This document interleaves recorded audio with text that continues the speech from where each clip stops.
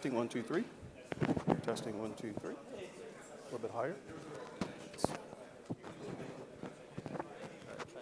Testing, 1, 2, 3. That's better? Okay, thank you. This has a clip, right? Yeah, go ahead and clip it on my side there.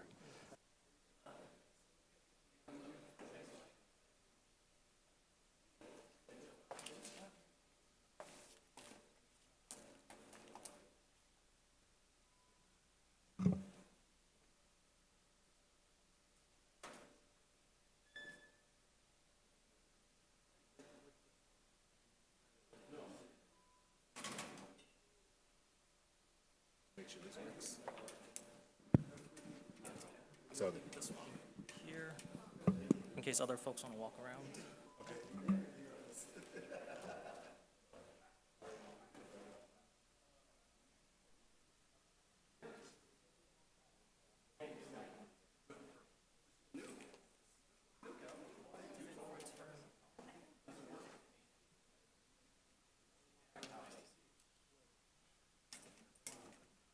Technical difficulties.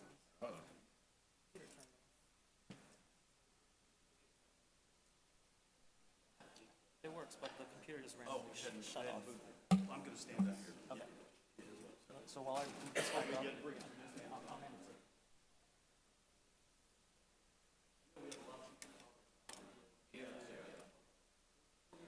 Isaiah, did you load Dr. Riley's slides on the computer? I did.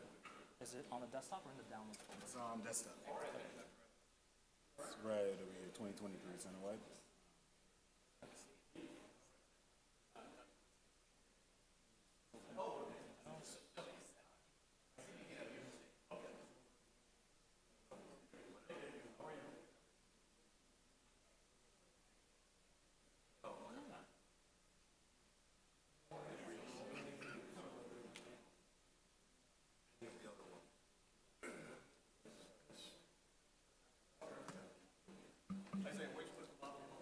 Just right by the monitor where you told me.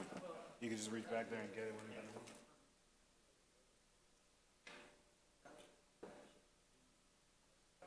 It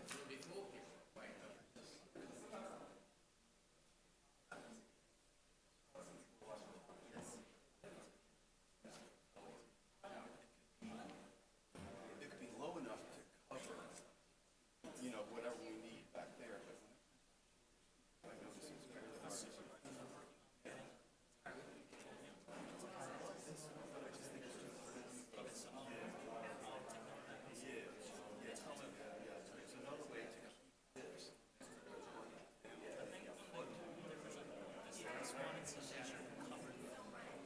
Yeah, but here we could just get rid of this and go, see this piece, if it was just this height, and we load it to that.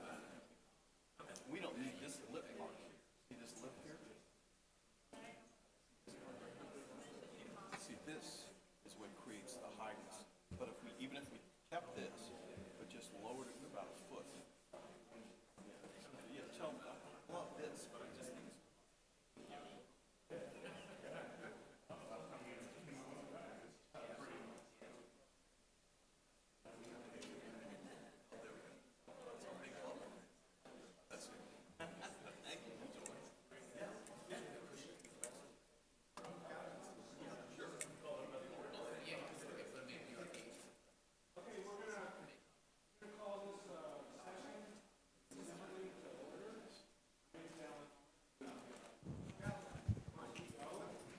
Oh, Alan, you need to use the mic. Yeah, there we go. See, my wife is telling me that I have a very loud voice, so I don't need a microphone, but okay. I guess the people who are remote need to hear me. So there's someone here, I mean, I introduced myself, but there's someone here who doesn't really need an introduction, and that's our president. Please come and give us your view. Great. Thank you, Professor. You can keep that one. I have one I'm wearing. So. Okay. Well, good afternoon, all. It's good to be, it's been a while since we've been together in the faculty staff assembly, so hope everybody's doing well.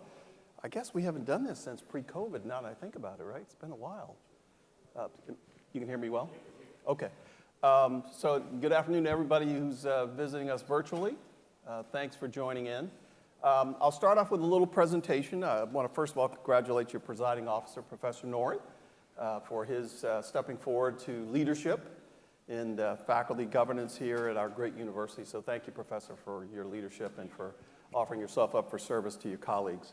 I want to give an update just in terms of some of the things that Professor Noren, we had about a 35-minute conversation in preparation for this meeting last week. So he kind of clued me into some of the things that have been top of mind amongst the faculty and the staff.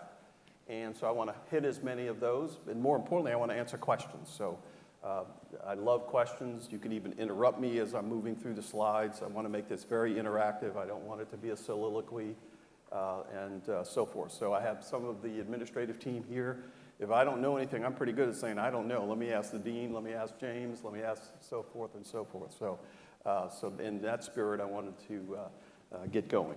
All right, well, this is the agenda that I had sketched out after talking with Presiding Officer Noren to things to cover. One thing that did come up, we had an extended conversation, the professor and I, about the SUNY budget and how it relates to us. So I want to give you guys sort of a primer on the SUNY situation because we are part of SUNY. Sometimes we forget that in Brooklyn. We are part of the great state University of New York, and we are subject to all the machinations and intrigue, if you will, and the complications and all the issues that the whole SUNY system deals with regard to how we approach higher education in New York.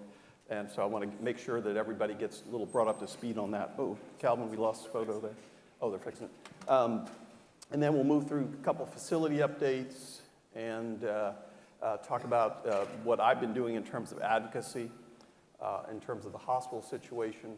We'll look at the university in terms of its academic units, the colleges, show you some data that I think is very important that I hope you will share as you move around the country at professional meetings. Sometimes we forget in this cocoon here of the tremendous impact Downstate Health Sciences University has in the health professions. And so I want to give you some data that will be good for you to use at cocktail parties over the holidays, you know, where you're having a glass of champagne somewhere. Well, did you know Downstate is X? Well, I'll give you some X to share at cocktail parties. So here we go. All right, the SUNY budget. As I said, you know, we are part of the great state of New York and the SUNY system. And SUNY is the largest state university system in the country by campuses. Now, the University of California is larger in terms of enrollment, but we are the largest in terms of sheer number of campuses. There are 64 SUNY campuses, whereas the University of California, there's maybe, I think, 10-ish, 11-ish. Some of you are graduates of the University of California schools, but so you can see just in terms of sheer size, the SUNY system is very large. So these are slides that the chancellor provided all the presidents. And as I shared with Professor Noren, all SUNY presidents meet with the chancellor every other month by and large. We met in June in Saratoga Springs. We met last month virtually. We're meeting next week virtually, all 64 plus the SUNY chancellor and his team to talk about issues related to SUNY. And this is the slides that he presented, and he said presidents use these slides on your campuses to share with your faculty governance and your students about the state budget that we were successful in getting through last April. Remember, New York State operates on an April 1 to March 30 fiscal year. Now, that's different than us because we think about our fiscal year as July 1 through June 30th. So that's where a little bit of the budget challenge comes in for the SUNY system, is that we're on the traditional academic calendar, but the great state of New York operates in a very different calendar, as I just said. So this is the top-level summary of what the chancellor and the SUNY board felt were the significant wins in the budget that began April 1st. The first thing is that this was the first major infusion of direct operating dollars in over 20 years under Governor Hochul and Chancellor King. It had been a long time that SUNY had gotten as much state money as it did in this last legislative session. And then, these, again, some of this doesn't directly apply to us, but I'm giving you the full picture as the Chancellor gives to us, because it does, how we fit into the puzzle will become clearer later on. There was 100% funding of the community college floor. That means the base funding. There was nearly $2 billion in capital, new capital support, and that's buildings, equipment throughout the whole SUNY system, and I'll talk about our capital needs as well. There was a $72 or $75 million, right, Rich, transformation fund that was created by the legislature and the governor for SUNY. There was continuation of $53 million in new full-time faculty salary and benefits, and we did get some new faculty salary lines out of that, Rich, right? Yeah, roughly how many new faculty lines? 4. So it was sort of proportional. We had to share it with everybody else. And then the 1.5 state match university center endowment, that's the SUNY endowment for the whole university system, correct, Rich? So in previous years, sometimes the state did not give money for the SUNY endowment, if you will, because the SUNY endowment is a pooled endowment, if you will, all 64. Yeah, this one's a little easier to move. Yeah, thank you, Calvin. You know, each institution generally has, like, we have an endowment, but it's all parked at this central kind of endowment, right, Rich? In a sense, yeah. I mean, what I'd say about the $1.5 billion I'm sorry. What I'd say about the $1.5 billion there is the keywords there are university center. So this is really available mainly to the 4 right. sort of flagship campuses. Right, and remember, the governor has made an explicit declaration that unlike the University of California, for example, you know the flagships are Berkeley, UCLA, San Diego, where else in University of California? Obviously in Michigan State, the University of Texas, Texas A&M, those are considered flagships within those state university systems. But New York has never really designated flagships up until the last 2 years, when Governor Hochul made an explicit declaration that within the SUNY system, the university centers, quote unquote, are our flagships. So that's UAlbany, Buffalo, Binghamton, and Stony Brook. So we call that the Big 4. And needless to say, we tease all 4 of those presidents about this every meeting, how they're the fair-headed children of the state of New York government. We needle those presidents incessantly. All right, so now, how does the state get its budget? Well, again, there's the direct state support. Let me move over here so everybody can see a little better here. There's direct state support. That's funding directly to the SUNY system, to campuses for all of our operations. There's the indirect state support, which is the expenses paid on behalf of the SUNY system campuses and programs for which the entities benefit but do not pay. And that would be, for example, a good example of that. Everybody in here, just about, your benefits are paid for in the state budget. If you're on the university side, your health insurance, your retirement, what else, Rich? The other parts of FICA, yeah, workers' comp, all that is paid for by the SUNY system.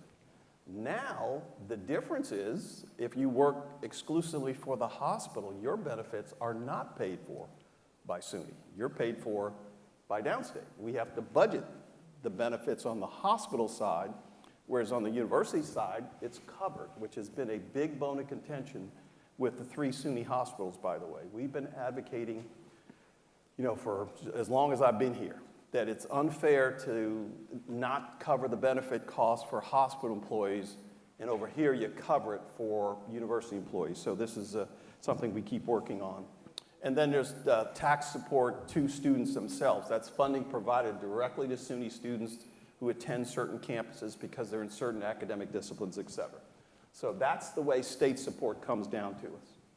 Now here's the numbers. I won't belabor you, but the total amount of money that the SUNY, the state of New York, and the governor agreed to was $1.7 billion, right, Rich?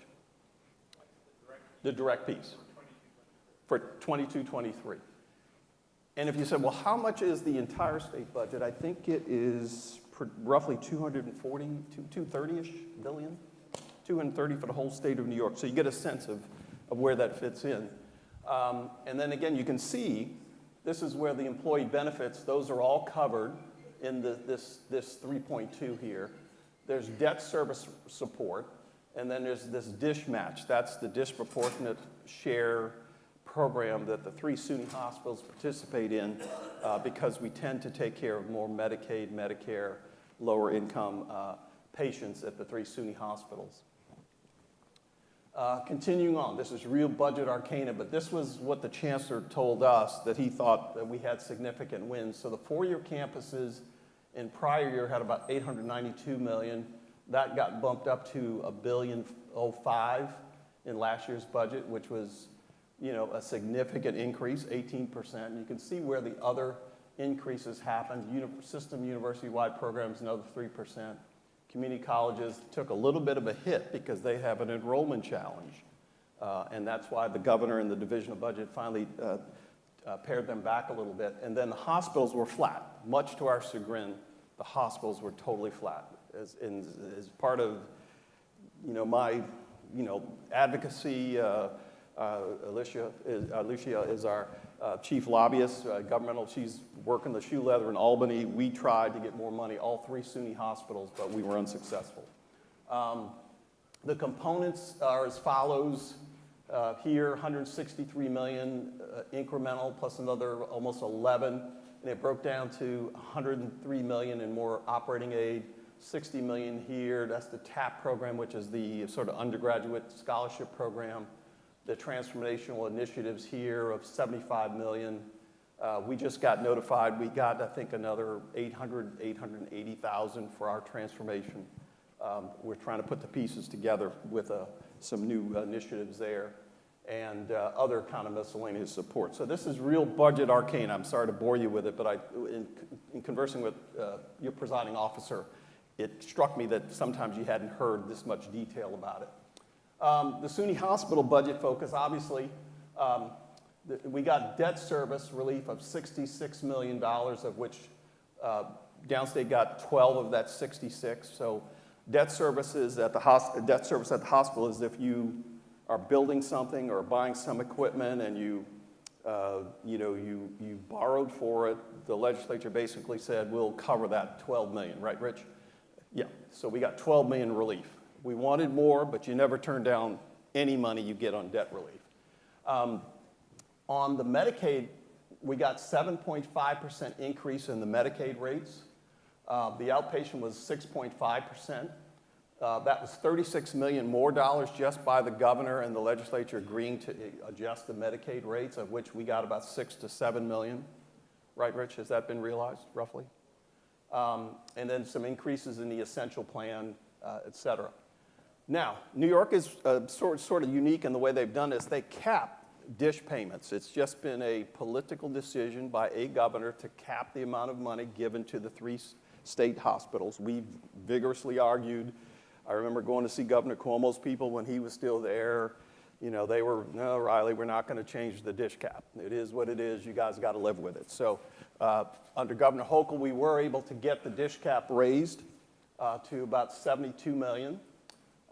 It doesn't change the dish liability, but sort of accelerated the payments, the cash flow to the hospital, which we always, really much appreciate. We asked for a direct earmark for downstate, and I'll talk about this a little. And we did get in last year's budget. This year, we got 10 million so far, and we submitted more.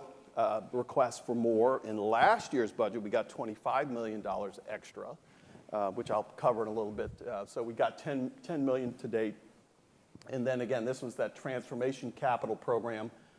Unclear if any of the SUNY hospitals have gotten any of this, right, Rich?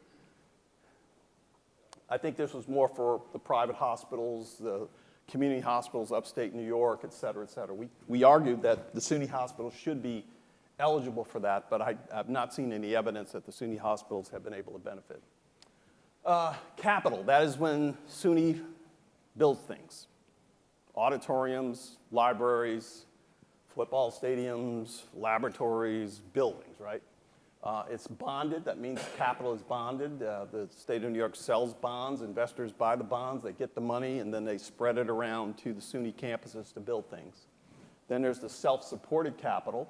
Capital activities fully supported by self-generated revenues. That's the way we're financing in part, or most, right? The cafeteria project is our own money, right? A third. So we were able to get 2/3 from SUNY, and we put in a third for the cafeteria project, which I'll talk about shortly. And then there's state cash capital less activities supported by other state revenues. So that's the capital part. Let's see, I'm going to buzz through this. Yeah, we did that already.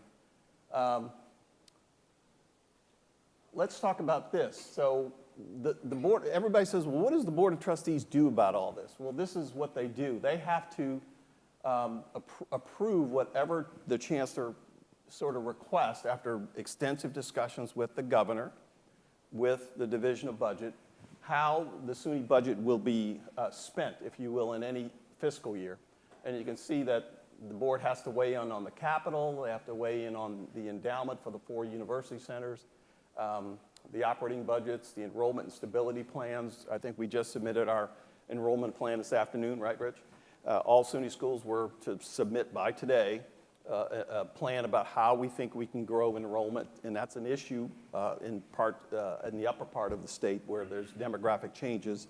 So the chancellor was really leaning on all the presidents to get that in. So that's a quick, very quick maneuver about the state budget. Now, the governor and her people are working on the state of the state right now. And the bad news, colleagues, is that the budget division is estimating that next year the state of New York is expected to have a $4.3 billion budget deficit. $4.3 billion.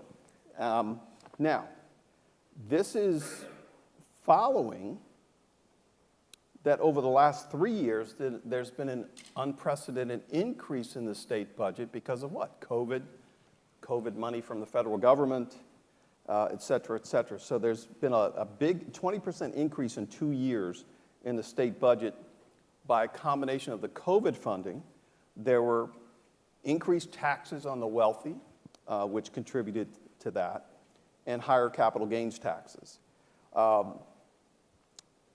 governor has made it clear we're at our taxing limit for our personal income tax on high earners, she said. And furthermore, she does want to try to protect the historic investments in education and health care. So that's where we may be in the sweet spot in terms of where the governor's thinking is in terms of the budget. So the projections are $4.3 billion gap going into the new legislative year. It swells to $9 million next year, and then it drops to 7.8 in the third year. That's what the chancellor told us. I don't know if that would, yeah. Right, so we got a 3-year budget challenge here, but the governor has made some level of commitment to not cut education and health care, so we could be in a sweet spot in terms of that. Now, let's flip to facilities. Professor Norton said you wanted a little update on facilities. Well, this is the biggest project we got going on now is the cafeteria project. From day one, I just thought our cafeteria was not ready for prime time. And every time I brought, SUNY big shots here, they said, Riley, you got to do something about this cafeteria. It's horrible. I said, I know. We need money. So, like Rich said, we were able to get 2/3 of it through SUNY, and we put up 1/3. So this project is going great. The total cost is $31 million. When we started this, it was only $22 million. Remember that? Inflation has pushed that up to $31 million, colleagues. Everything is higher now. The construction workers, the steel, the pipes, the electrical, right, James? Like I said, material costs. Like when you guys first brought me the plan, it was 22 million, right? And now it's 31.5. So you can see how inflation has really made building across all of New York, particularly in SUNY institutions, way more expensive. The good news is phase one is complete. That got completed on October 8th. Phase one, 40, what does that mean, James? 40% done on phase one. We're estimating June of 25 for it to be all done, that we can sit and enjoy it. And the percentage of the total project to date is about 25%, right? Let me stop here. James Minto, any other highlights you want to share about the cafeteria project? Thus far, the projects have been going pretty well. Like you indicated, we had a lot of material costs went up during COVID and the material and the supply chain. So the team is out there working aggressively, trying to come on a couple of days before my birthday on the 25th. I'll hold you to that. Thank you. All right, I took a tour. I'm a nervous president. I got to get out of my office, and I said, James, I got to walk it. Give me a hard hat. Let's go see it. So I got to see for myself the progress. There's Ray in the middle. Where's Ray? I saw Ray out here. Is Ray here? I was with him earlier today, but Ray took me around with the contractors, the team that's doing it. I met the lead. Excellent work. These guys are doing great work for us. This is the way it will eventually look. It doesn't, you can't, just when you take a look at it, when you walk by, this is, just dream about this. This is what we're getting to. It doesn't look like that now, but I can assure you, just last month, the foundation was poured, right, Rich? Yeah. I mean, James? Yeah. Yeah, and the pilings were done. So I could see progress. Now, remember I told you about this cost, $22 million when we first talked about this? My plan was to make this two-story, right? Then they said, no, can't do it two-story, Dr. Riley, too expensive. I said, well, can we at least do the foundation so that I could come back later on and do the second story? Nope, can't do that either, Dr. Riley. Would have been $50 million, right, James? Yeah. So I tried everything, guys. I thought, let's just build it so that we can build on top of it. And they said, no, we can't do that. So, but nonetheless, it's still going to be very nice. It's, like I said, it comes out towards the health education building. This is the beautiful architectural rendering. So some of you have seen this, some of you have not. But you see how much more space it will bring to the cafeteria. And case in point, it'll look much like this. We've already picked out all the sort of the fit and finishes. I know many of you were on committees that helped pick some of this, so thank you very much for helping. A better servery, and yes, where's Pat Winston? We know that there's issues with our current vendor, Aramark, right? So I'm not committed to Aramark as I'm sorry, Sodexo, Aramark in my other place. Sodexo, thank you. So we're gonna have a dance-off, right, Pat, in terms of the food vendor? Yeah. So again, we're gonna take feedback from all of you, but this will really, I think, really improve the quality of life, daily life here at the university. You have a little grab-and-go section here. This is particularly important for our students and residents. You know, they don't have time to sit and eat a meal. They can go pick up something, you know, go eat it, take it back to the hospital, et cetera. So again, I can't wait for this project to be done. And colleagues, I'm just about the most impatient person in the building. I want stuff done yesterday. So it's going as best we can. Let's see, this is I'm sorry? Increased seating. Increased seating, yeah. Remember that was one of the other criticisms. There was like hardly anywhere to sit when the old one. Well, we're going to have a whole lot more seating right here. This is what comes out, that little curved area I showed you. This is going to really add a lot of capacity. This is the servery. And there's another room. Where's that room for conference? Oh, here it is. Event space for meetings and more meeting space. We need meeting rooms all the time. Servery, nice dishwasher, but just to give a better, nice flow through our cafeteria. So again, furniture's been picked out. We've done all the great work. It'll be modular. You can take out the chairs, have events there. We really did do a nice job thinking through how to really make this a nice space for everybody. Very pleased with, and this is that long space. Could be for a conference or for a meeting or whatever. It's just going to be really small lecture type setup can be accomplished. This is sort of like a boardroom setup for large meetings. You know, it's just going to be a tremendous, you know, improvement to the campus. Now, there's a lot of stuff going on that you will never sit in. It's behind the wall stuff, as we call it, right? Behind the wall, in the ground, outdoors, but very important. So here's a new fuel cell tank project, which is replacing the one that was put in 1962, right? 1962. We were still operating off of the old 1960. 30, more than 30 years. Yeah, more than 30 years.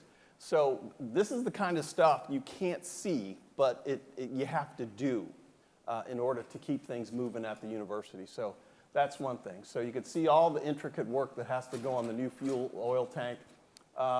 In terms of the hospital, we're just about finished with the rehabilitation of mechanical systems in the OR, the MICU.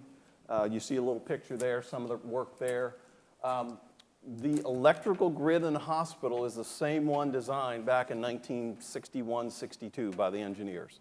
It just can't take all the load of all the equipment we have in modern day hospitals, right? There were no CT scanners back in 1961.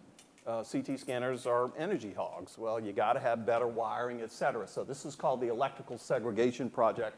This is like a 10-year project, right? 10 years. We have to sort of fly the airplane while we repair it. The analogy I always hear from James and his team by doing this electrical segregation. As you know, I sent a message to the campus, I guess about 7 months ago, that we detected some low level of Legionella in the non-hospital part of the campus. We huddled together with James, our engineering team. They gave me 3 plans. I said, no, we got to go quicker. And I didn't want to have to go through a long state procurement process, so using some discretionary money that I have access to under my control, I authorized James and his team to go out and do 9 of these systems, 8 or 9? We have purchased the monitoring systems for all the buildings. Yeah. And that one you see is installed in the VSB. Correct.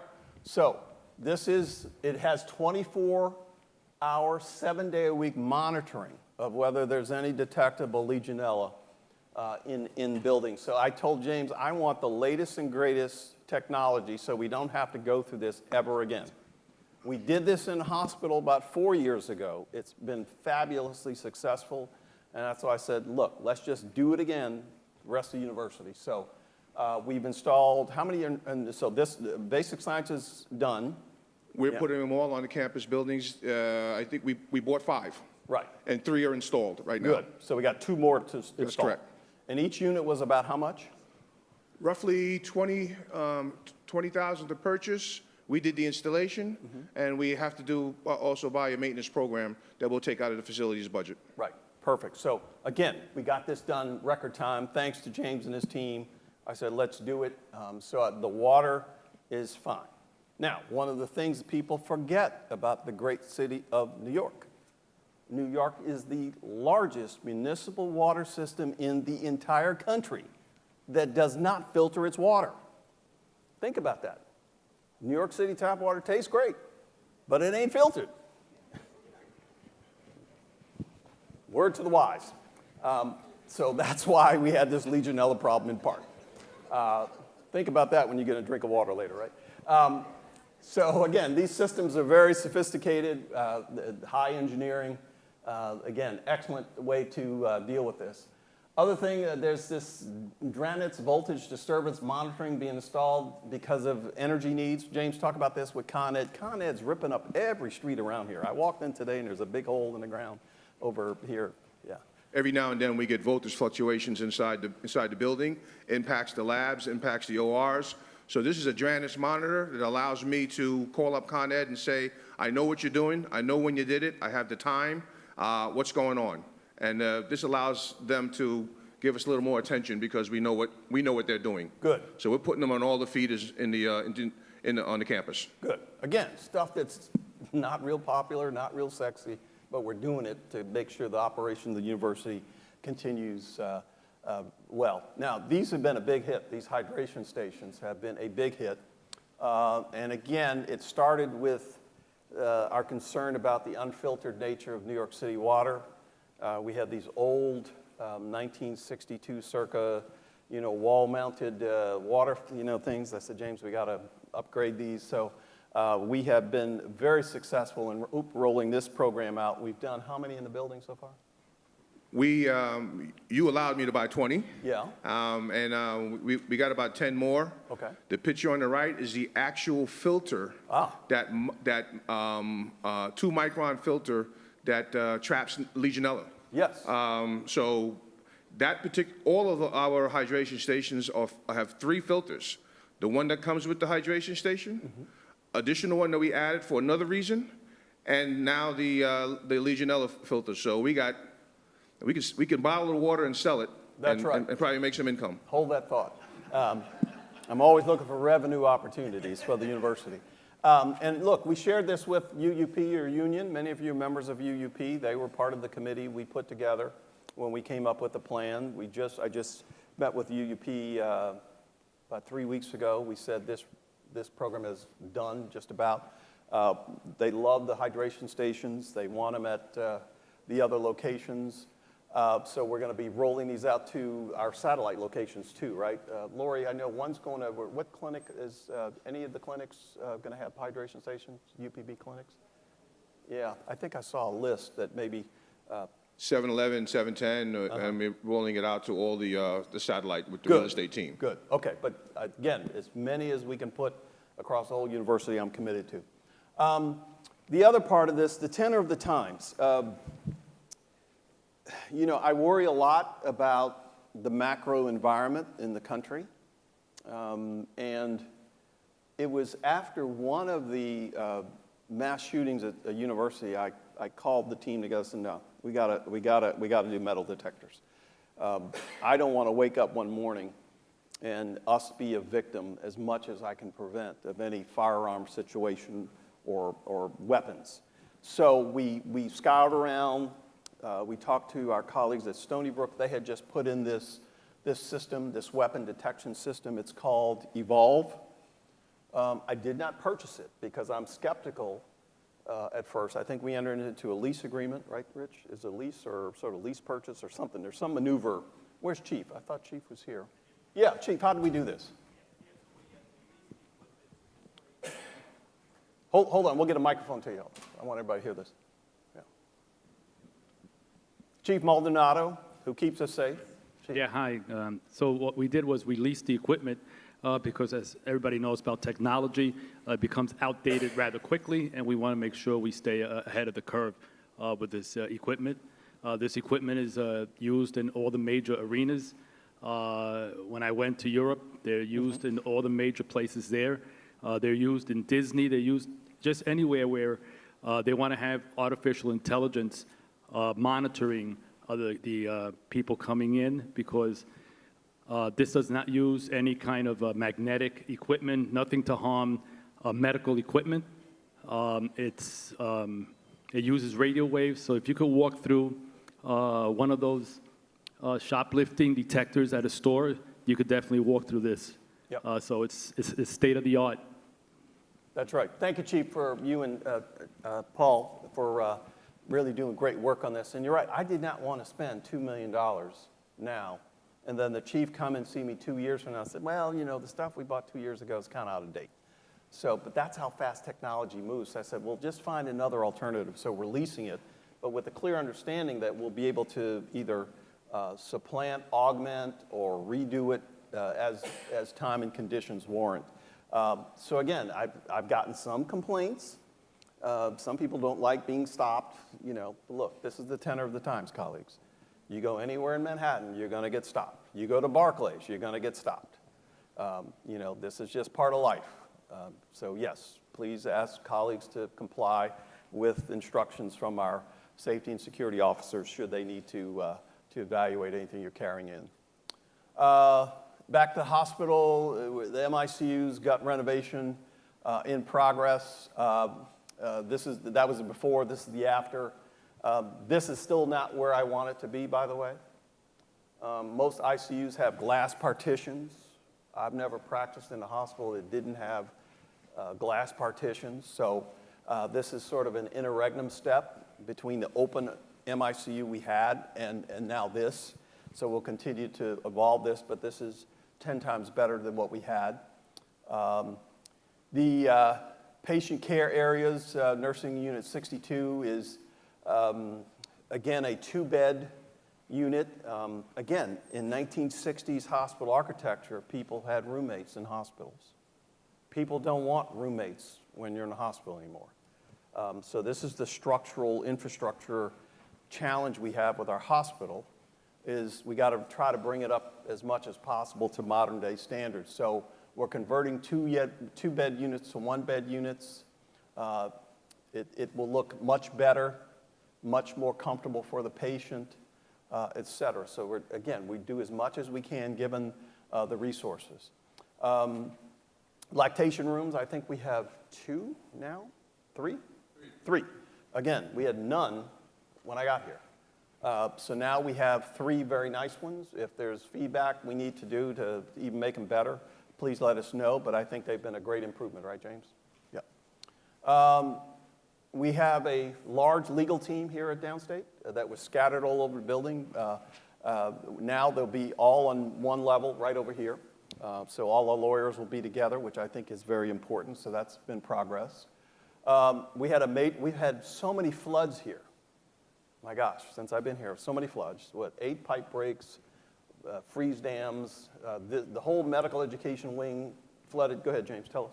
No, we had, this is an opportunity to remind everyone, close your windows. Just close your windows, close your windows. Yeah. We spent 11 months, believe it or not, getting some of the areas back together. That's a lot of disruption to the organization, but Yeah. it was medical education, gross anatomy, and family practice as well. Right. That these are the aftermath of the inadvertent open windows that caused the flooding Somebody problem. left an open window because it got too hot in a lab or something, and a key couldn't be found, and the water kept running for days, and yeah, it was a disaster. So it's all done now, right? It's just about all done. All done, and this is Yeah. just the, now it's occupied, all new furniture, flooring, Right. a lot of work. A lot of work went into that. Again, our great facilities management development team just do a heck of a job repairing and responding to all these things. Student services, Jeff, that's all been fixed. We had to move registrar, we had to move your office down because your office got flooded. Key place for the university and our students to have their student services needs taken care of, that was affected. Looks much nicer now, so we made progress there. Department of Family Medicine flooded as well. This is almost done, right? Almost done, right down the hall over here. Again, dealing with natural disasters of man-made nature, I guess, has been a big issue that we've been dealing with. The Gross Lab was flooded, so that's been repaired.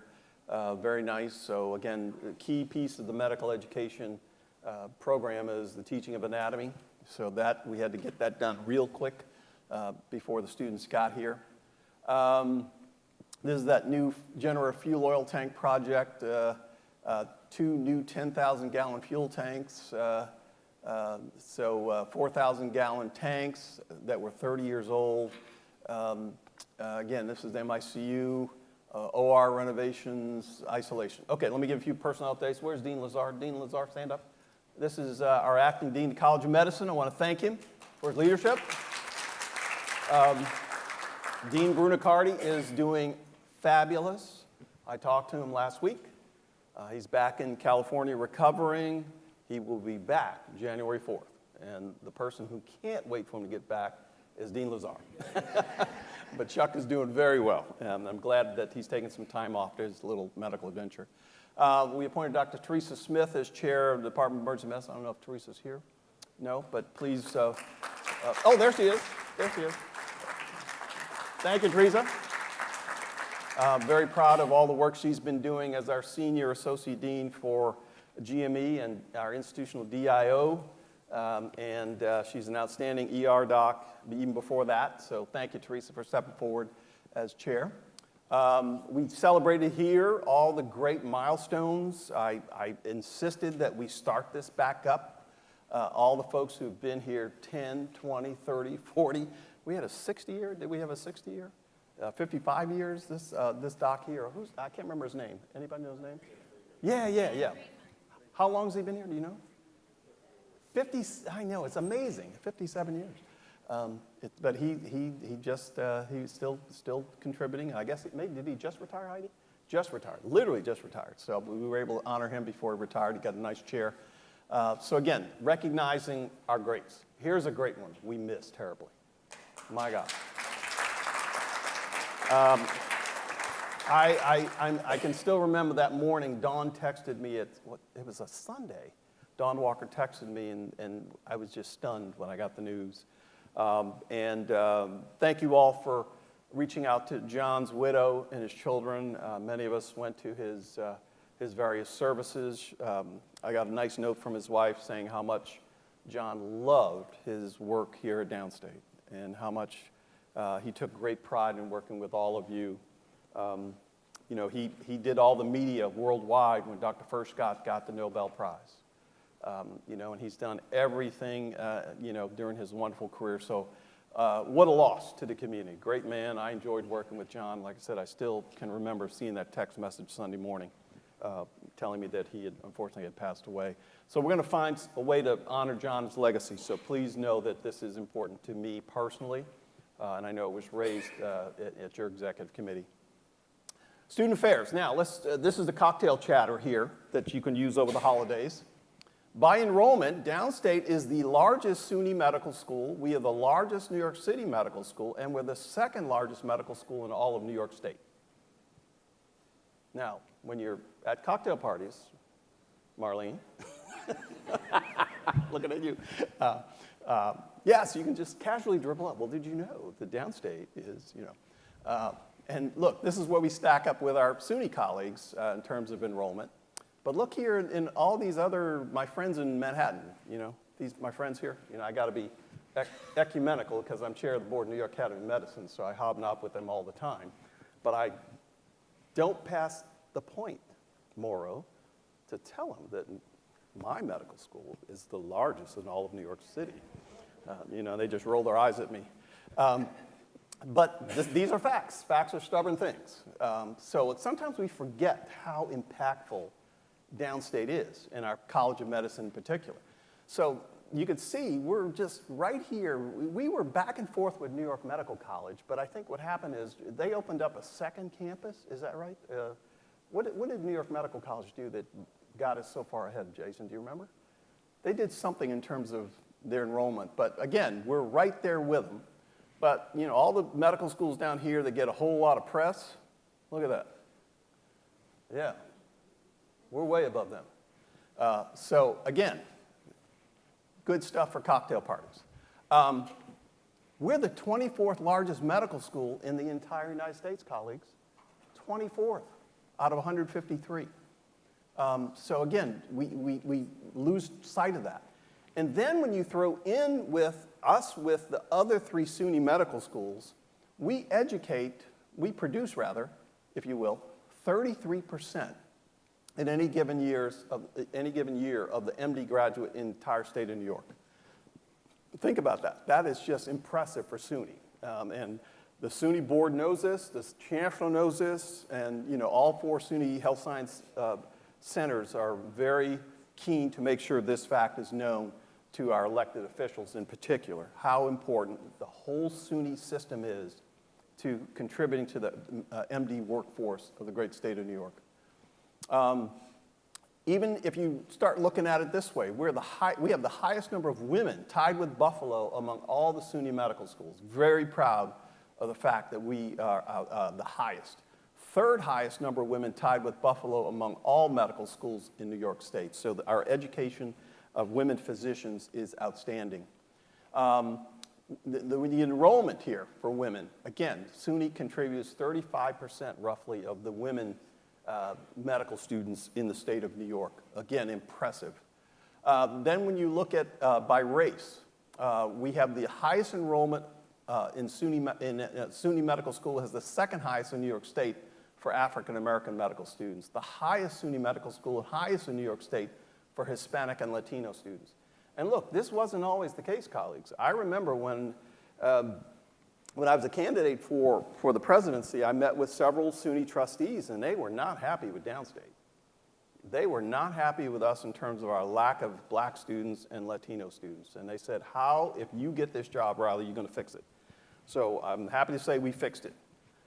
Very, very happy with the way we retooled our admissions process, new leadership of the admissions committee, Dr. Tony Joseph. I don't know if Tony's here, but he does a great job. The admissions committee turned over. So this fact gets a lot of play, that we're incredibly doing well here. 15th highest medical school in African American medical students in the country, 18th for Hispanics out of 153 medical schools. We're 15th and 18th in terms of this diversity metric. Again, very proud. MD graduates, last year we put out 190. We had the most in the SUNY system, the largest in New York City, and the second largest in New York State, just under New York Medical College. So this is what your university is doing in terms of medical education that I think we should take note of and not be bashful, as I do when I'm in Manhattan, to tell our friends about what we're doing over here in Brooklyn. And again, we are the 24th largest medical school number of graduates in the nation out of 153. So again, be very proud of what we're doing, and don't be bashful about extolling that as you move around. This is New York State graduates last year. Again, all SUNY schools put out almost 700 MD graduates, far outpacing the other places in the state. Again, by sex, largest number of women MD graduates among the SUNY medical schools right here at Downstate. Women graduates, again, the SUNY schools are killing it there. So this is something to be very proud of, both as part of SUNY and as part of Downstate. Yeah, we did that. Now, let's talk about our residents. We put out, this is match day statistics. Number of downstate MD graduates who end up staying at, is that staying at Downstate? Staying at Downstate, 37, which is pretty good. That's 20%. And this is the top five specialties we're seeing them go into. Internal medicine, anesthesia, peds, et cetera. I just was telling someone that psychiatry is amazingly popular nowadays. And I'm surprised, even in this class that's going to match, Jason, I think there's, 15 or so who are interested in psychiatry? Yeah, I mean, it's just amazing. I am worried, however, about primary care. We only have 8 going into family medicine. And we're starting to see declines in OBGYN because of the climate around the country in terms of reproductive health services. So a little bit worried about that, but I'm very pleased. Emergency medicine always kills it, Teresa. You guys are fine. So yeah, we have some real strengths there that I want to make sure you guys. Dr. Riley, I think I want to highlight that number for New York State, 141, 75% of our students stay in New York State. Yes. That's very, very important. That's very hot. Thank you for making sure that was not passed over. Because again, that's another point we try to share with our elected officials and the governor and the Division of Budget, Department of Health, et cetera, that we keep a lot of our docs here in New York State. Yeah, here it is here. And again, I'm not bashful about telling Dave Battinelli, the dean at Zucker out at Northwell, that I'm sending him most of his doctors. He loves me for saying that to him out at Northwell. I was just with Phil Azua at Montefiore, the president. I was telling Phil, I'm sending you guys a whole lot of doctors. Show us the love here. And here's the specialties, as I said. Now, that's what we produce. Now, here's the applications, because you probably say, well, how are we doing when we compare to other institutions in terms of just sheer applications for all of our programs? So as you see, medicine gets 5,300 plus applications for just 207 matriculants. That's pretty darn good, colleagues. And that's a testament to each of you in terms of the quality of our medical education. This is not just us marketing. Students know the quality medical education that you are going to provide them here. And so again, 5,000 applications, so we have a 12% acceptance rate and just under 50% yield rate. I would like to see our yield rate go higher. That is when we offer admission to a student, they decide to come here. But we're in hand-to-hand combat with some of our friends across the water, particularly NYU, who has declared all free tuition. I've tried that, talking to the governor about it. She said, yeah, fat chance, Riley. But we'll keep trying to figure out ways to give more scholarship dollars because, like I said, I know the excellence of the medical education here. Nursing, where's my nursing colleagues? Please raise your hand. Nursing, anybody here? They're probably on video here. Nursing's doing very well.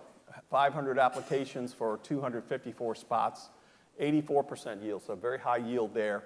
But again, our problem with nursing, I can't grow it any further because we can't find faculty. And because the nursing accreditors require PhD faculty to teach. And that goes into conversation I had with Dr. Noren about sometimes adjuncts have to be used because we just can't find full-time PhD faculty for the College of Nursing in particular. So we then have to use adjuncts, that is nurses who are maybe still practicing as nurse practitioners during the day or during parts of the week. We then hire them as adjunct to serve as our faculty. We'd much rather have them full-time, but they don't want to do that right now in this part of their career, or they don't have the PhD, or they're working on a PhD, et cetera. Health profession, Dean Lewis, all right, 570 applications.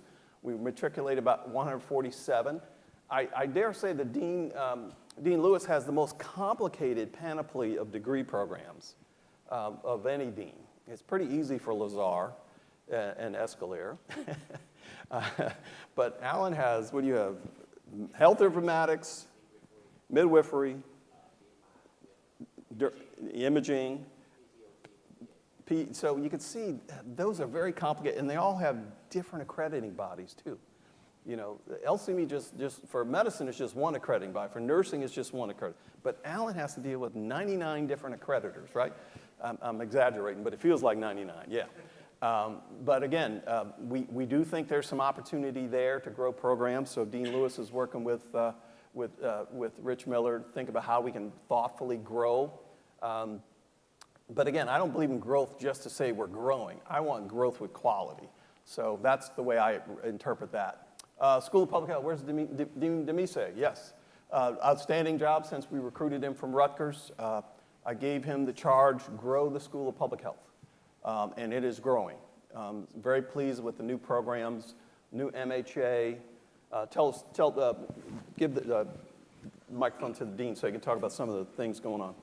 Yeah, we have a new MHA program in Manhattan.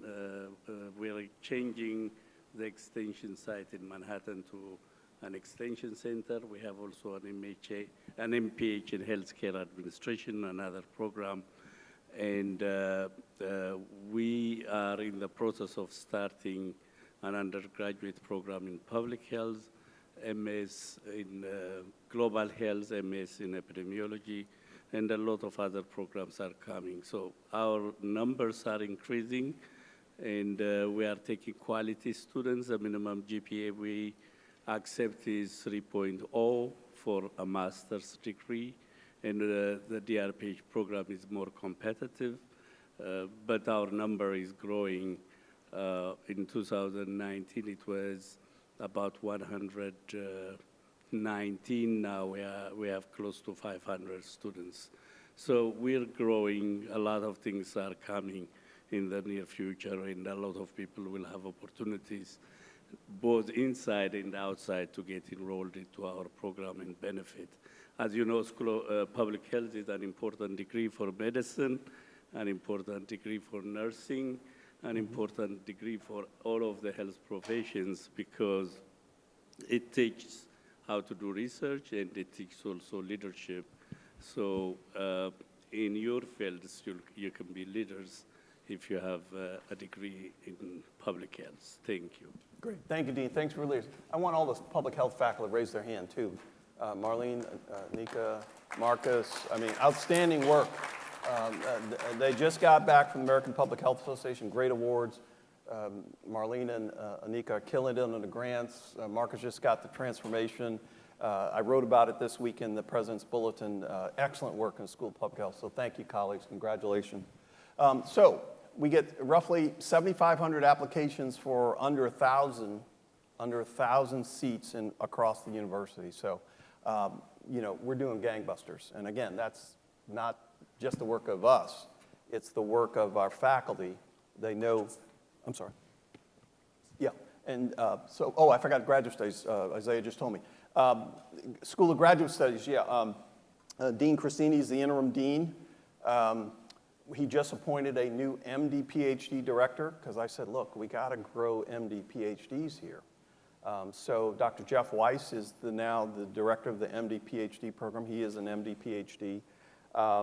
We lost our linkage, I think, with NYU Engineering. We used to have some relationship, right, Jeff? And that they kind of backed out. So we're trying to reinvigorate some. Marcus, you're in on this maybe too. The PhD linkage with some other SUNY schools, Albany, Poly, et cetera. So we're trying to do some creative ways to grow our graduate school as well. These are the head counts. Again, you know, again, we've seen nice growth here in terms of grand total. So we don't have an enrollment challenge that some other SUNY schools have. For example, Dr. Noren and I talked about, there was concern about the Potsdam situation, that the chancellor and the new president Potsdam had to eliminate courses, et cetera, at SUNY Potsdam. The problem is, colleagues, the northern part of New York State is in a demographic bubble. People are older, they're moving out of upstate New York, and case in point, SUNY Potsdam had a 42% drop in enrollment over a decade. 42%. They've lost half of their student body over the last 10 years. And there's no chancellor, no governor, no SUNY Board of Trustees that will just keep pumping money into something that's lost half of their student body. So that's the tough part of higher education that the governor and the chancellor and the SUNY board are dealing with, is that we have this demographic issue in the northern part of the state that makes it difficult to keep a broad array of academic offerings. So again, I know this is going to be top of mind for many of you in your further discussions with other faculty governance colleagues across the state. So again, our head counts, you can see, are very nice, very pleased with it. Like I said, I charge the deans, bring me new programs to consider. The dean said something you may have missed. Downstate is now in Manhattan on 42nd Street. That's where our MHA program is based. And as I've said from day one, downstate is portable. We cannot let our ambitions be just, you know, limited to the borough of Brooklyn. And the deans know, bring me something where it makes sense for us to go outside of Brooklyn that improves our teaching environment, our learning environment, our service environment, our academic offerings, then I can be convinced to support it. So again, downstate is portable. Case in point, we're right there in 42nd Street now. Faculty data. The chair and I had a discussion about where are we with faculty, and there was a concern about the number of tenure track and non-tenure track faculty. Here's the numbers that I got, as I told you, I'd get this for you. This is College of Medicine. There are 148 tenured faculty.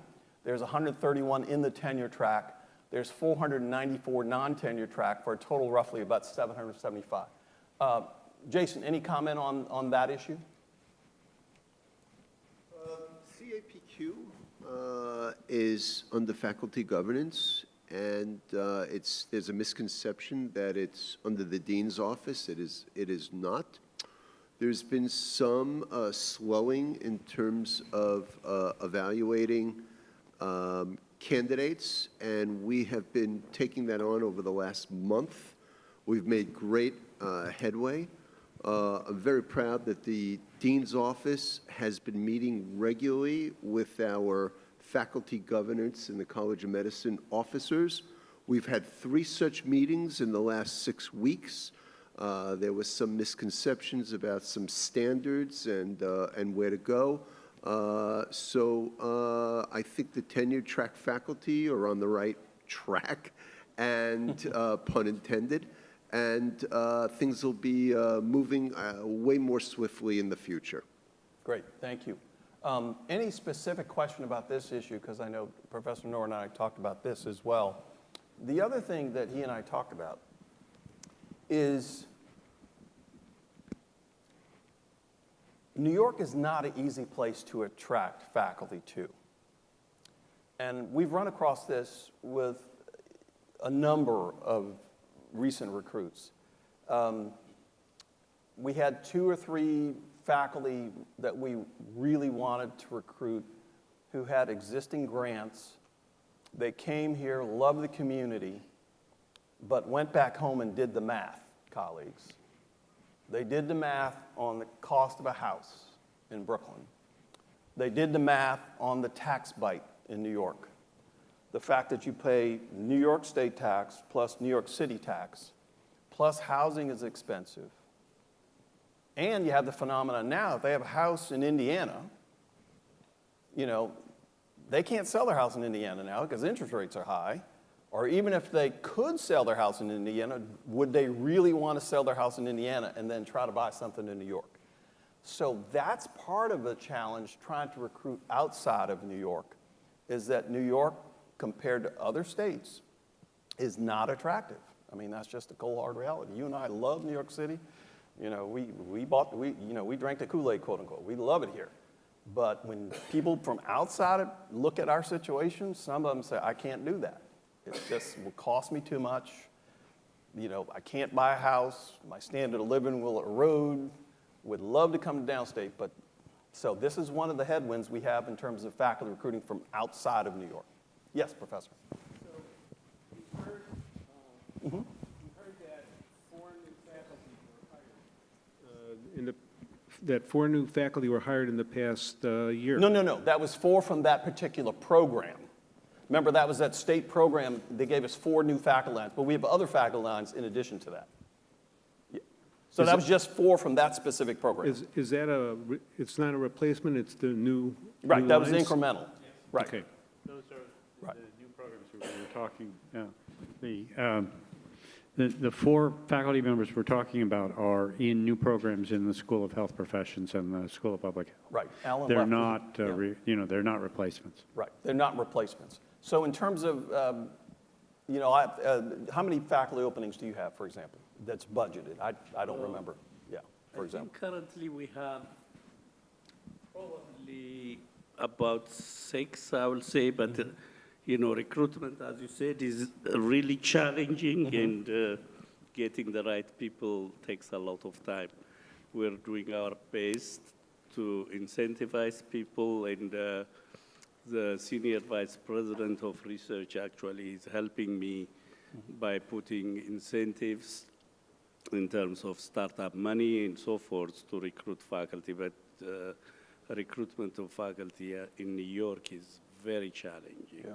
And we've taken advantage of every program that SUNY has put out. The Prodigy program was to try to bring more diverse faculty into the SUNY system. So I think we've had 2 or 3 Prodigy hires. Marcus, how many Prodigy? Oh, Marcus is Prodigy hired? No? Oh, you are. Oh, Marlene, tell us. Tell us. Yeah, who better to tell than one that's gotten it? Yeah. I can't speak to all of downstate, but I know at least 2 of the School of Public Health recent faculty, myself and Dr. Kalik, since 2019, have both been supported through Prodigy. Great, excellent. Well, Marlene's a great example. I mean, she's killing it in terms of her academic contributions and scholarship, and again, so we try to take advantage of any dollar that the SUNY system gives for faculty recruiting. Jason, how many faculty openings in the College of Medicine, roughly? Yeah. Faculty openings? Openings, yeah. Oh, gee, we just got 4 approved. Betty? Yeah. A dozen. Okay. Look, so I just want to make sure that the faculty and staff assembly know, no, we have not stopped recruiting. So if you hear that rumor, that is truly a rumor. We are recruiting. It depends on the department, depends on the program, so et cetera. So the other thing that I shared with Professor Noren, look, the way to hire more faculty is to get more students, right? Or get more state support, or raise tuition. That's really the three levers that I have at my disposal. The problem is I can't raise tuition. The only person ultimately in the great state of New York who can raise tuition at SUNY schools is the governor. Case in point, we asked the governor for a 6% tuition increase, did we not? She rejected that. So, you know, and if we had gotten a 6%, that would have threw off, you know, X million more dollars into the, you know, to the budget. But that's our reality. We answer to the governor of the great state of New York. She did not want a tuition increase on the table. And so, you know, that's just a reality we have to understand as a state institution, that the governor is the ultimate decider of whether tuition increases at any SUNY school, and in fact, even at CUNY schools, she controls their budget as well. Yeah, yeah. So again, we want to be very transparent. Let me keep going with the other. Nursing. We have 8 tenure track in nursing, 5 clinical associate, and you could see all, so yes, we only have 1 tenured full professor. I think that's the dean. I believe it's the dean. Is that right? Is that, yeah. She's not here. Lori's not here. But again, Lori, you know, the nursing creditor is even more rigid than the LCME in terms of faculty hiring, right? So again, we have that kind of constraint there. Graduate studies, we have 105 of you who are jointly appointed in the graduate school and or another school or college, primarily College of Medicine. School of Public Health, we have 26 primary instructional faculty. 22 of those are on tenure track, which is pretty good. 3 professors, 11 assistant professors, 7 of 22 are on tenure track and tenured associates. 3 of 22 are tenure track primary, are tenured. 4 non-tenure track primary faculty. So you can see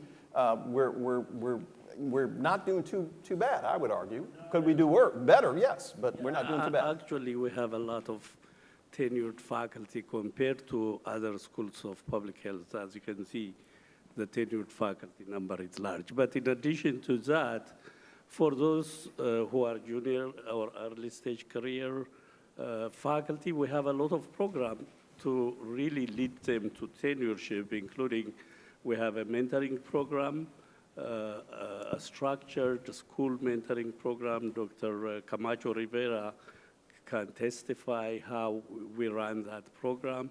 The second thing is we give departmental money for faculty development. This year only, we gave about $40,000 for faculty development, and in each department, we gave close to $10,000 to $12,000. And more than that, there is a lot of opportunities for faculty development in terms of going to conferences, giving additional money that they need for research if they don't have enough money to do research. And the Vice President of Research Office is also contributing significantly in putting aside seed money for grants, and also for grant writing. He has put money, and they can actually get assistance from outside to write their grants. They can also get some payment to mentors. If we don't have enough mentors within downstate, they can acquire somebody from Columbia and other places, and that mentor will be paid. All these things are to facilitate the growth and faculty development of the early career faculty members so that they can achieve tenureship. Because one of the criteria President Riley will be evaluating me is based on how many of the faculty are moving through the track, how many of them are getting tenure or promoted. Since I came, for example, we have promoted one person to full professor, and we have promoted another person with associate professor with an award of tenure, another person to associate professor. We are in the process of doing another 2 professors with an award of tenure, the department chairs has already informed me. So this is a priority for us. But I have to say, we don't give tenure and we don't give promotion without merit, without academic standard. Right. That should be very clear. Right. All right, I'm told it's almost dinner break time, and I was going to break for dinner and have come back later on, but no, I'm going to try to whiz through this. Yes, Marlene. Yeah. I probably don't need a mic. Oh, okay. Just being an epidemiologist, I love students' data. Yeah. From a health equity perspective. Yes. Just wondering if we could see, and I recognize small sample sizes, so there may Yeah. need to be some aggregation done. Seeing the tenure track, faculty, tenure, position, by race, ethnicity, and gender. Oh, excellent, yeah. See that across. Yes, absolutely. We'll be happy to get that for you. Absolutely. Alan, any comment on that? Yeah. No? Okay, I'll keep whizzing through this. Yeah, we talked about that. No, we won't talk about that. Let's talk about the hospital a little bit. Look, I have been, as vigorous and as annoying as I can be without, getting fired about the hospital situation. Again, it's something still that keeps me up at night. We have been doing better. I want to salute Dr. Berger, Dr. Winston, and anybody here from the hospital leadership. Our net patient revenue has increased almost 30%, and we've steadily improved our operating loss before state support. But we're still feeling the impact, quite frankly, of being told at 5 o'clock on Friday night. No, I was driving home when I get a call from the governor's office. Riley, the Governor Cuomo's going to make you guys COVID only. And I said, well, no, can't we talk about this? No, we can't. Bye. And next thing, he announces it on worldwide TV on CNN. There was never a follow-up call from the then governor's people about, oh, wow, we shut you down for a year. We got to figure out how we're going to make you whole. Never had that second conversation. So as a result, the hospital is in financial exigency. And like I said, I'm borderline irritating about this to my superiors, and we'll keep pressing it. I had Chancellor King here. The Chancellor came his first visit. Had a great visit, talked to the students. I took him in the hospital. I wanted him to see. Gave him a tour of the hospital with Dr. Winston, and Representative Cunningham, I think, was to the left, right? Look, I showed him, and then that speaker, we had the speaker here, I forgot. We had the speaker here as well. He came, and before he left, he said, how much would a new hospital cost, Riley? So, which gets to the other point. There is a protocol for how we should engage elected officials, and I know many of you know elected officials, and you see them in a grocery store, and you see them at church or synagogue, but don't just invite them, because one of the worst things is for me to get a call saying, oh, Senator so-and-so's at the front door, and I'm in Manhattan at a meeting, and then I can't be here. So if you even dream about inviting an elected official, Alicia, stand up so everybody knows who you are. This is our government affairs lead, Alicia Goodrich. Call her, say, hey, we're thinking about inviting, I love the one when they said they invited the mayor. I said, the what? Yes, right. Then, yeah. So basically, colleagues, don't do that because it complicates things if we don't know they're coming and why they're coming, and if we're not prepared for them. Like I said, I'm all the way in Manhattan. I can't get back here, or so because look, then the elected official will be irritated if I'm not here, or if they're here to talk about something we don't want to talk about, right? Sometimes that happens too. So there's sort of delicacy to dealing with our governmental leaders that we want to make sure everybody understands. So this is the policy. I think we pushed it out a couple of weeks ago, right? Right. All right. Question and answers. Any other questions? I know we stopped along the way, but please hit me with any question, concern. I particularly love rumors. Let's hear the rumors. And I grew up in New Orleans. There was a famous mayor of New Orleans who used to often say, "Don't believe any false rumors unless you hear it from me." So, questions?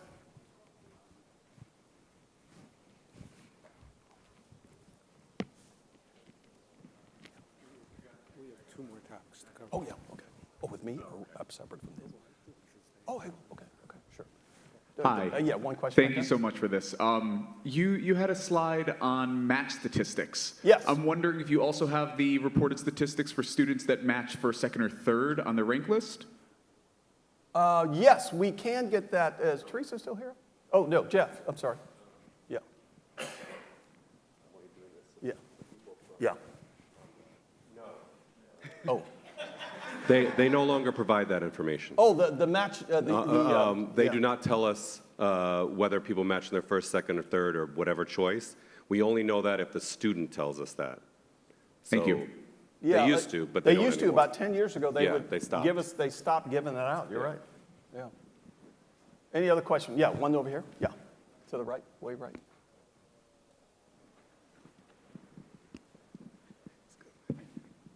Yeah, you joked a little bit on James and the water, selling water earlier. It was a joke. But my question is, how does Downstate generate funds, or within Downstate, rental income? No, we can't do that because a state entity, matter of fact, if you tried to give me $10 and say it's for Downstate, that's against the law. The only person who can give money to a state institution is the governor or the legislature. So no, not directly. Now, we do have a foundation. I run the Downstate Foundation. So you would give the money to the Downstate Foundation, and then the Downstate Foundation in turn can do things for the university. So that's the way it's set up. For example, what's a good example of, what's the building where finance is over here?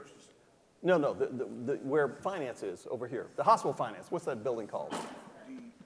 I'm sorry. Yeah, the Parkside, right? No. State Garage? 7-Eleven. I'm talking about 7-Eleven, 7-Eleven. 7-Eleven is not owned by Downstate. It's owned by the foundation. The foundation leases it to the university so that hospital finance can work over there, right, Rich? So I had another slide. I whizzed through that. We have been, when I say we now, I'm wearing my foundation hat. We have been buying property around Downstate. When it comes available, remember the old Esposito family? We bought that. That was $26 million the foundation bought because I didn't want a developer buying that. So we own that. The we, in this case, is the foundation. So whenever the foundation can make an investment in real estate that could benefit the university, it does. Now, case in point, you remember, what's the garage that just came down? What's that? 329. Remember, it used to be that tin roof building? One morning it was there, next morning it was, it was amazing. I was like, whoa, where'd that go? Again, that was the governor, then governor decided he wanted that property to build affordable housing. And it was basically a direct order from the governor that we had to cough up, i.e. the foundation. Now, the state of New York did pay the foundation $75 million, but I didn't want to sell it because I knew it was, but everybody got a boss, right? I got a boss, and that's the governor and the chancellor. And they said, the governor wants it for housing. So that's sort of the foundation aspect that we try to balance raising money for the university or doing other things to help the university through the foundation. Yes? So I guess a follow-up question, how are we doing with our philanthropy? I know at some point we were naming lecture halls.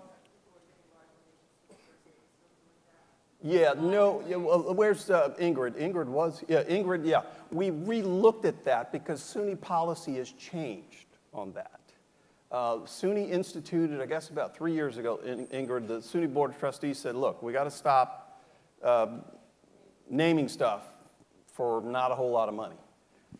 And not only was Downstate sort of afflicted by this, but many SUNY schools, it was thought by the then chancellor we were selling ourselves too short. So she kind of laid in some newer standards in terms of minimum gifts. For example, Ingrid, remind me, if somebody wanted to name this auditorium, how much would it cost?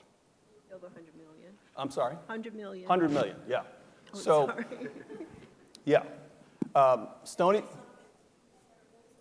Cost of the construction, the estimates, all of the architectural estimates would have to go into it, and it may go higher. Yes, right.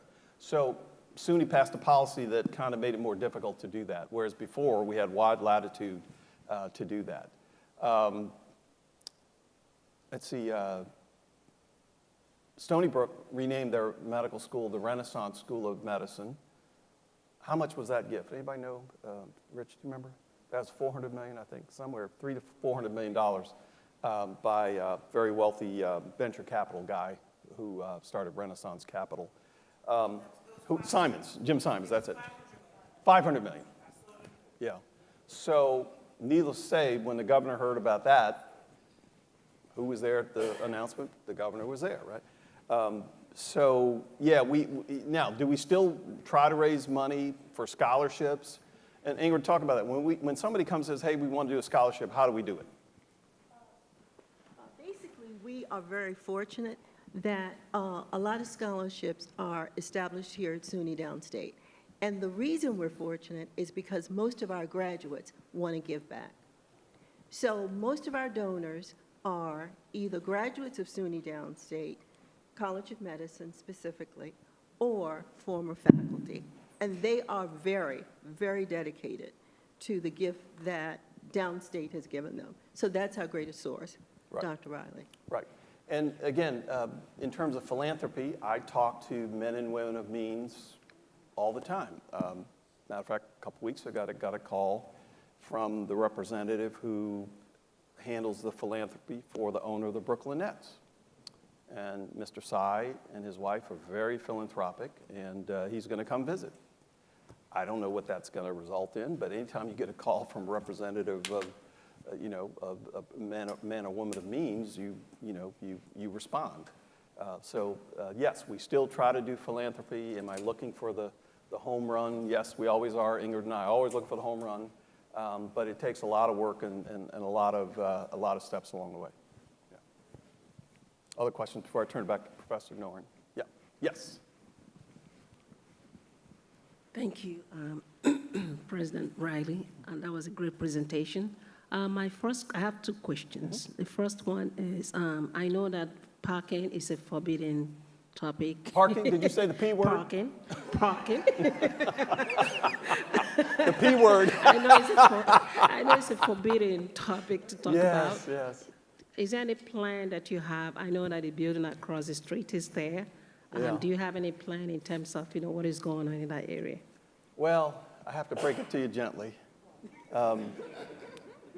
The great state of New York does not allow any SUNY school to build parking anymore. Right, James? And Heidi? Yeah. Right. So it could be done as part of another building, but long gone are the days, per the order of the governor and the state of New York, no SUNY campus can just build a parking lot. So the only other way to do it is if we're doing some other project and then you add a little bit of parking in order to meet the building code. Very frustrating. Matter of fact, I just had a conversation with the chancellor. The old garage, James, help me out. When I made the decision, I did not want it to collapse on you guys one day. And you saw what happened down in Florida and over here in Manhattan when that garage collapsed near near Pace, right? I did not want that to happen to us. So I closed the garage. I got 3 engineers. They came in and told me, they stamped it, said, Dr. Riley, it's unsafe. And that's why I closed it. I then told my SUNY superiors, okay, can we tear it down, then I can use the land for parking? What'd they tell us? Cost about $2 million to do just that. Yeah. No, to tear it down first. That's correct. And then you had to you had to actually build up the ground to sustain parking. Remember, the garage has 3 levels below. You got to fill that up before you can fill. Oh, so there was a lot of money involved just to make it a flat ground. And the new estimate, Heidi, the new estimate to take it down now is what? $9 million to knock it down. $9 million just to knock it down. That's the rub. We've talked about parking, right, James and Heidi? Unfortunately, I feel like I failed you. I just can't figure out a way to do parking here. It's painful. We have bought more spaces over at Kings County, right? They have some capacity, so Forest and colleagues, I don't have a good answer on parking. It's very frustrating.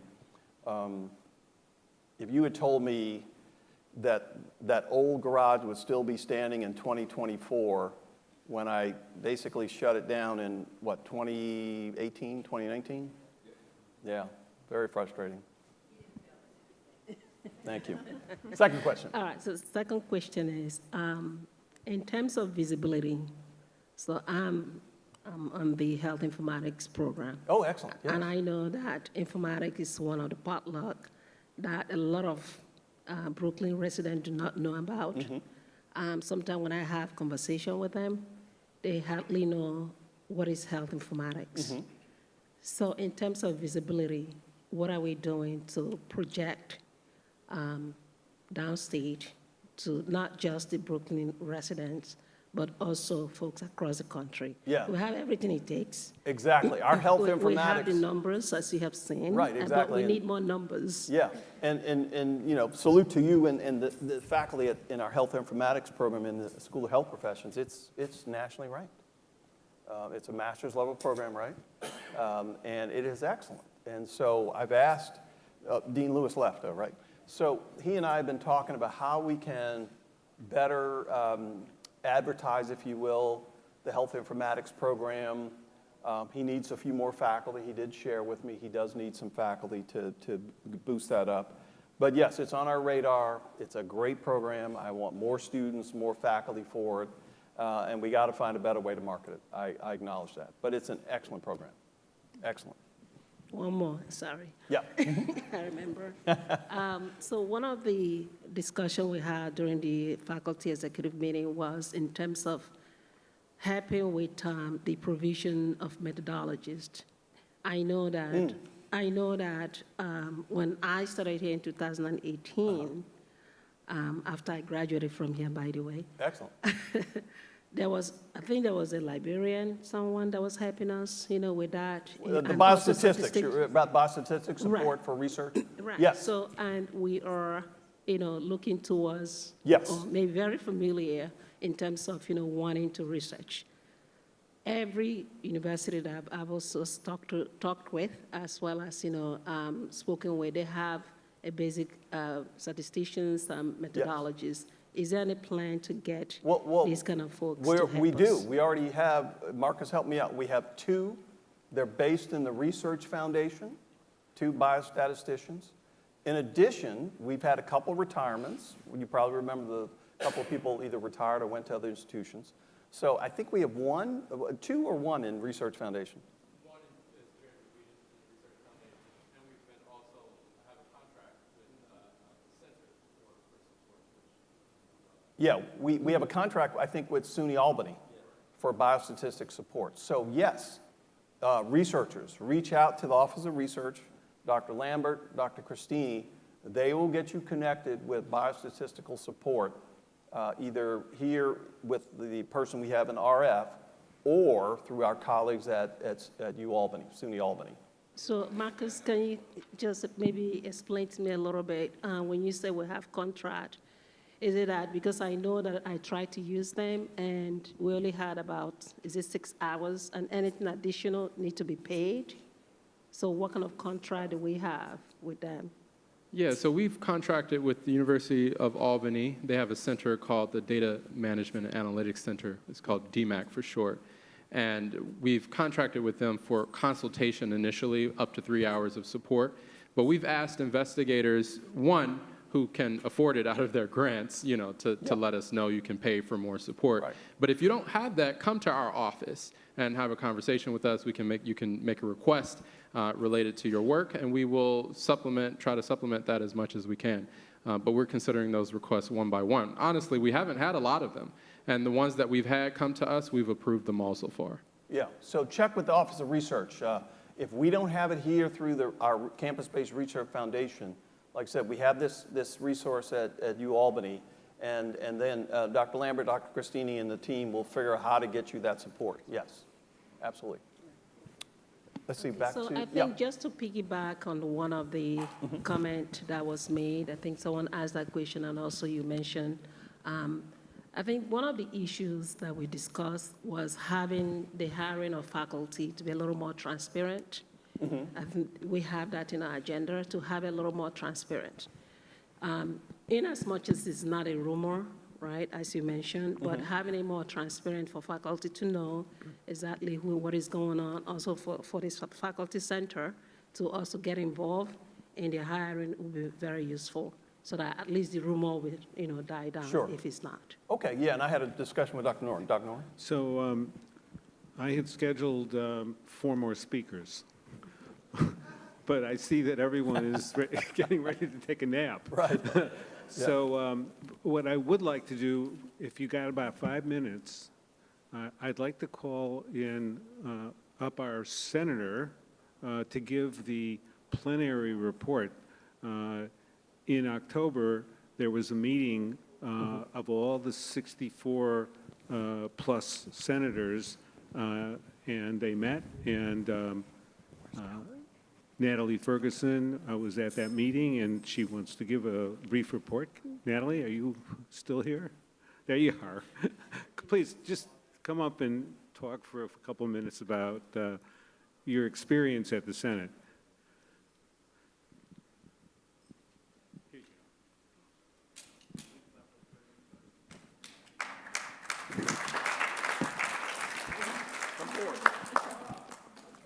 So I'll be really, really quick and very, very brief. I wanted to just thank everyone.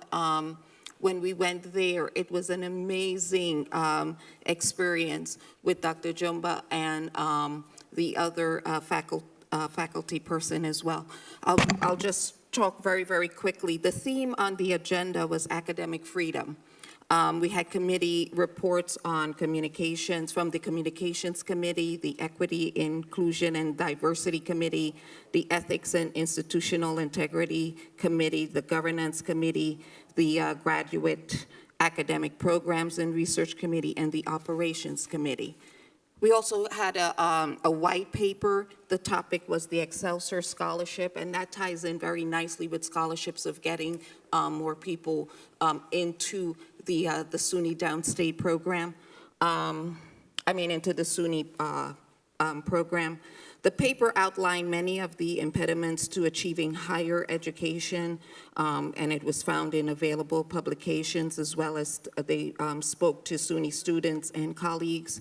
The question was, has Excelsior achieved the goal of increasing access to higher education for all students?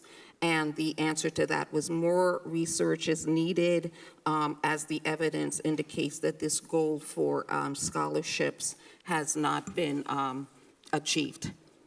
So the Chancellor, Dr. King, he did a presentation, and all of this all of his slides can be seen at the website, the sunyufs.us/plenary-files. And the Chancellor, spoke about ensuring that SUNY is the best statewide public higher education system in the country. He talked a lot about diversity, equity, and inclusion, research and scholarship. Also spoke about increasing the student success, where to help students not only start but finish their degree. He talked about the transfer process and enhancing the student experience. He talked about the basic needs and insecurity. He talked about civil discourse and civic engagement. He also talked a lot about the advancing SUNY's commitment to diversity, equity, and inclusion, which tied in nicely with what Dr. Riley was showing about the slides, with increasing in the numbers of Black and Hispanic and Latinos. He's also talked about research and scholarship, engaging campuses in system leadership, artificial intelligence, biotech, and biomed.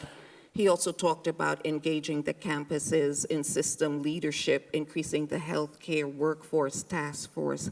And he also talked about what Dr. Riley had mentioned about the investments in all state-operated campuses, and the fact that there's $163 million allocated in operating aid for all of the campuses, and how that would be utilized as well. Dr. King, I have to mention, was very attentive. He really listened to all of our concerns. We did mention, my colleagues and I, that in particular, as we were representatives of SUNY Downstate, that we are a university and a hospital very much interested in diversity and inclusion. And he was very, very engaging, and he really cared about that a lot.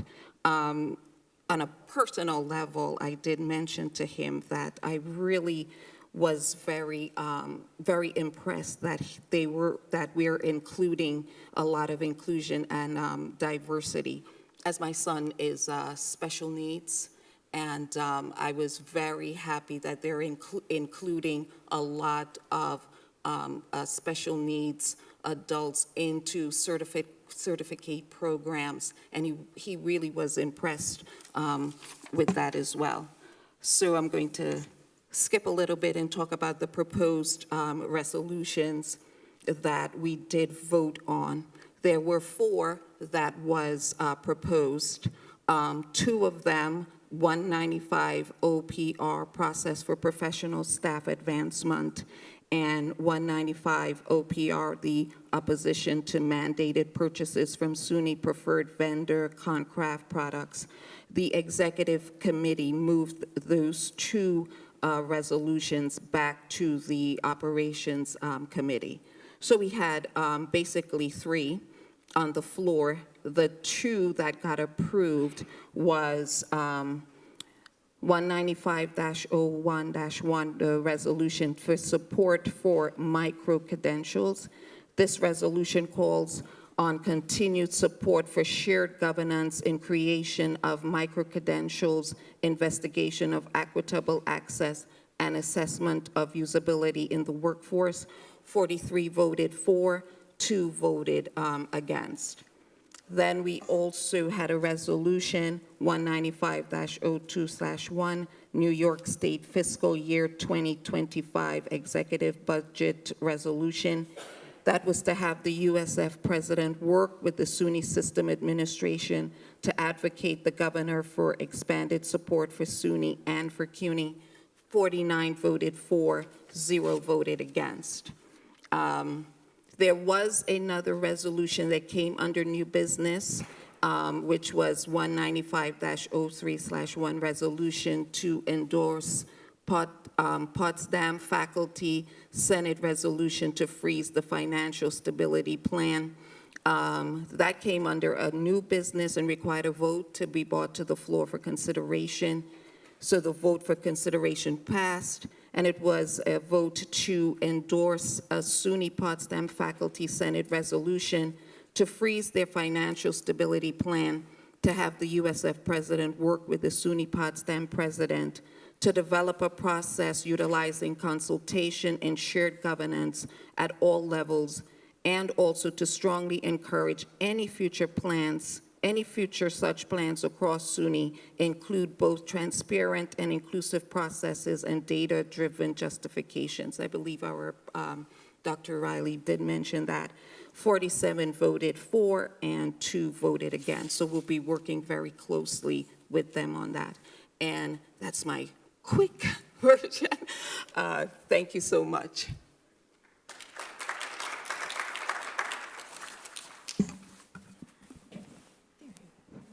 So Dr. Riley informed me that he'd like to hear an update on Middle States. So gentlemen, would you please come forward? I can just give you the mic. Okay. Thank you.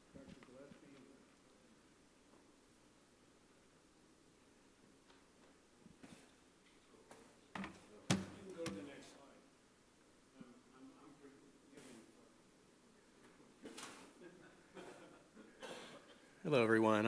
I'm Kane Gillespie. I am one of the 3 chairs of the Middle States Self-Study Committee, along with Dr. Putman and Lori Bruno, and I'm waiting for our slides to come up. As you know, every 8 years, we go through institutional accreditation with Middle States. You might be wondering why we have to do this if we are also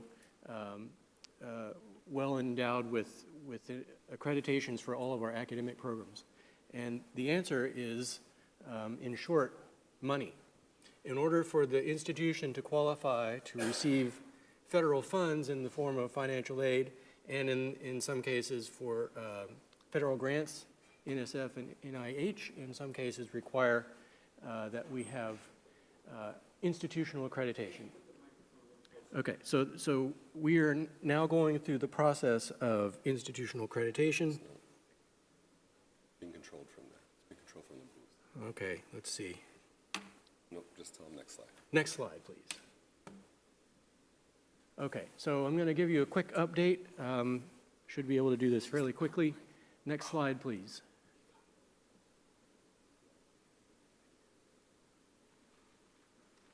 If you could advance the slide, please. Thank you. So this is the self-study process. Even though we go through it every 8 years, the self-study process itself is like 2.5 years. So almost a third of that time period is taken up doing the self-study process. We started our self-study process in September of 22. The red line in the middle of this slide indicates that we're almost exactly halfway through our process. We're aiming towards a self-study site visit in March of 25. We just began the 4th phase of our self-study process, which is the actual writing of the self-study. The working groups, of which there are 9, currently have collected evidence to support their standards, and they've begun the writing process. We have a few milestones along the way. Here are some of them. Our first big milestone was to complete the self-study design. That was submitted and accepted to Middle States in June of 23. They actually said that they thought our self-study design could be viewed as a model for other institutions, which I think is a nice pat on the back for us. And then August 1st, the working groups, which is WGs in this chart, the working groups started the process of collecting evidence.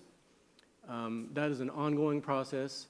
Then October 1st, they used that evidence to develop outlines.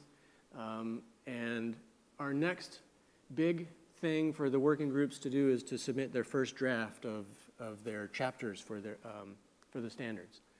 Then in January and February 24, we will work with Middle States to choose the chair of the external committee that comes to evaluate us. And we will also learn the exact dates of our self-study site visit. The working groups will complete their writing process in May of 24 and turn that over to the steering committee. Then it's the job of the steering committee to bring those 7 chapters together and make it in one voice and look at the whole operation of the institution. Then we have to submit our final report to Middle States in the middle of December, about 1 year from now. And then the site visit, as I mentioned earlier, is in March or April of 25. Now you might think, we have 1.5 years to go. We got plenty of time. That is not the case. The working groups have effectively 1 semester to write what they have to write. Then we get 1 more semester for the steering committee to pull it all together. And then we have a semester to get ready for the site visit. So it'll go very quickly. This slide is just to give you kind of a sense of the amount of work that we're putting to the effort collectively. So I put a few numbers together. SharePoint. We created a SharePoint site in Microsoft SharePoint to facilitate the working group and the whole process. So it's there to collect evidence and for the working groups to have resources for their working groups. In the past about 120 days, we've had over 6,000 hits on the SharePoint website. That's about 60 per day. So we've got some good activity there. We've collected over 270 pieces of evidence so far. That is an ongoing process. We expect that number to probably double, maybe triple by the time we get to the end of this process. We've had a good number of requests for data from the working groups. We have 44 minutes that have been uploaded. I think that's probably a low number. I think some of the minutes have been written but haven't been uploaded.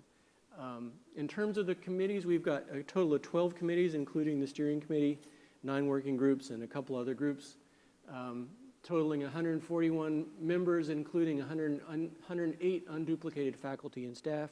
We're in the process of adding some students to the groups. We've had collectively approximately 50 to 75 total meetings of the working groups, and the coordinating committee has had a total of 57 meetings so far.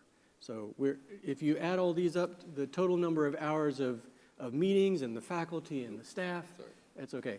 It's quite an operation. Total number of hours spent doing this is quite substantial. Jeffrey. Yes. So the data that we're collecting, there's a collection of data from multiple sources and processes, and we're going to continue to be collecting a lot of data. And then we are pulling all that data together in SharePoint so that it can be distributed and shown, and as well as governance. We have to define multiple formats and definitions of governance of the campus, because that's one of the things that Middle States will look at as to how the campus is governed. And this is all being collected in SharePoint. There was a student satisfaction survey that was done. This used to be called the SUNY Student Opinion Survey. Most SUNY campuses do this survey every 2 years, and that is our goal going forward, is to do this every 2 years. However, we haven't done it in a number of years, so we committed to doing it this year and next year so that we will have 2 years of data to show when the site visitors come. It was administered from October 16th to October 31st. We actually got 630 responses, which is about 25%, a little bit over 25% of the student body. I'm sorry, almost 30%, 29%, it's right in front of me, of the student body responded to the survey. It asked about their academic programs, the student services they receive, the campus itself, et cetera, their sense of belonging on the campus, and the data is currently being analyzed, and we will get all this data to all of the schools and all the programs. Institutional learning outcomes. So one of the things Middle States requires is that we have institutional learning outcomes. You're probably aware of, we have learning outcomes that go down to the course level, that certainly are the program level, college level. We had to develop 3 institutional goals, and these are the 3 institutional goals that every student who graduates from downstate will have to have accomplished and will have to show that they've accomplished. They all relate down to goals that are at the individual school or program or course level. So that's demonstrate knowledge and skills relative to their respective discipline or profession. That seems obvious. Demonstrate ethical and professional behaviors relative to their respective discipline or profession, and practice effective collaboration and communication among diverse communities. So those are the 3 institutional goals that everyone who crosses the stage and shakes Dr. Riley's hand at commencement will have shown that they have been able to accomplish, regardless of which school that they are in. The Middle States Annual Conference is actually next week. Several of us are required to go as part of this process. And so we'll be there to learn from our colleagues who have gone through this process, pieces of information that will help us get through the end of the rest of the process. So the next steering committee, the overall steering committee is the one who operates this process, is on December 14th, where they will get updated on each piece of the process. And I don't know if we really have any time for questions, but if there are any. Okay, thank you very much. Thank you, Dr. Riley, for spending all this time with us. We greatly appreciate it. Now a round of applause is appropriate. And I'd like to call for a motion to adjourn. Accepted. Thank you. Great, Professor. We look forward to working with you. Yeah. Thank you, thank you. So like I said, let's keep the dialogue going. Yeah, we will. Yeah, so.